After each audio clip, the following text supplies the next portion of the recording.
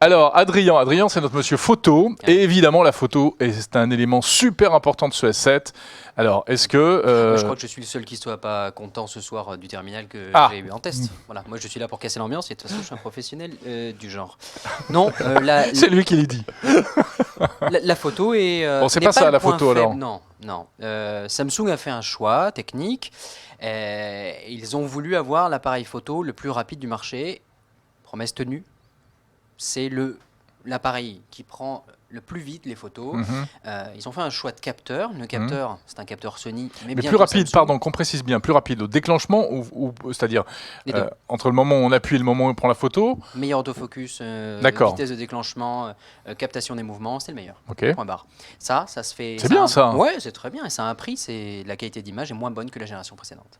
Le S7 est moins bon que le S6 en photo. Oui, tout à fait.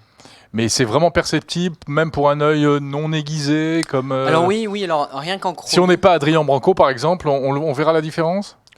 Oui. Oui, j'espère que mon article servira à ça quand même, parce que je serais vraiment payé à rien foutre si vous ne compreniez pas ça. Mais en gros, alors il y a une chose sur laquelle une correction est possible, c'est le logiciel. Ça va être la chromie en basse lumière. Alors déjà, les couleurs, si vous voulez, les couleurs des tons chers sont fausses. Fausses, archi-fausses. En basse lumière, là où il est pas mal, parce qu'en basse lumière, il permet de faire des photos rapidement nettes, ce qui est plutôt bien. Les soirées, les photos de soirée, on sait tout ça. C'est là où l'iPhone avait déjà, à l'époque, marqué ses différences. Samsung avait pris le lead avec le Galaxy S6. Avec le 7, il enfonce le clou, sauf que les peaux sont fausses. Parce qu'on a l'impression d'avoir des gens complètement artificiels. Et comme il y a moins de pixels... Ils ne déforment pas les visages quand même. Non, mais c'est comme quelqu'un qui serait blanc comme un linge et on aurait l'impression qu'il revient du ski. Il vaut mieux ça que le contraire. Oui. Mais bon. Non, mais c'est vrai qu'il y a un petit côté jaune, les photos, surtout en basse lumière, c'est assez jaune. Ouais. Mais il y a une grosse différence. Et il se fait enfoncer d'abord par les Galaxy S, qui avaient une chromie comme ça, mais qui était très bon de manière générale. Et il se fait humilier par l'iPhone. L'iPhone qui a... vous regarderez les images et vous verrez. De toute façon, les balances des blancs des iPhones sont toujours... Non, mais j'aime bien le choix du mot humilier. C'est très joli. Mais c'est dommage parce que j'ai l'impression d'avoir, quand je fais ce genre de photos, un smartphone chinois dans les mains. Avec une suraccentuation des images, avec des couleurs flashy fausses, avec des couleurs de peau fausses. Donc j'ai en face de moi des mutants et pas des gens. Et avec un iPhone en basse lumière, il est vrai qu'on reconnaît les gens. Alors les iPhones n'ont pas le même piqué d'image, les iPhones sont toujours inférieurs à un Galaxy S6, mais Samsung a fait un choix, osé, et pour la qualité d'image, ils ont perdu. Bon, écoutez, voilà, ça c'est dit.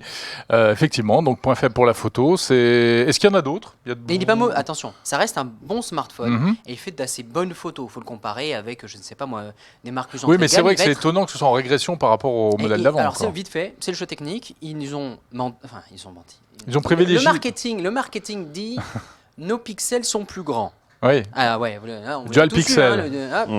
Dual pixel. Et on passe de 16 à 12. Voilà, on passe de 16 à 12 et au lieu d'avoir des pixels, des photosites qui font 1,12 microns, on a des photosites qui font 1,4 microns. Donc c'est plus grand. Bah non. Parce que le super autofocus, c'est lui qui lui coûte la qualité d'image. Le super autofocus coupe les pixels en deux. Et chaque pixel devient un moteur de la mise au point. On appelle ça la mise au point par corrélation de phase, qui se rajoute à la mise au point par détection de contraste. Les deux mises au point ensemble, ça fait que c'est vraiment une F1, la mise au point. Mais, comme on a coupé le pixel en deux, les 1,4 microns, eh bien, il faut le diviser en deux. Donc finalement, les pixels sont plus petits qu'avant, donc il est moins bon en basse lumière, il offre moins de pixels et moins de piqué d'image.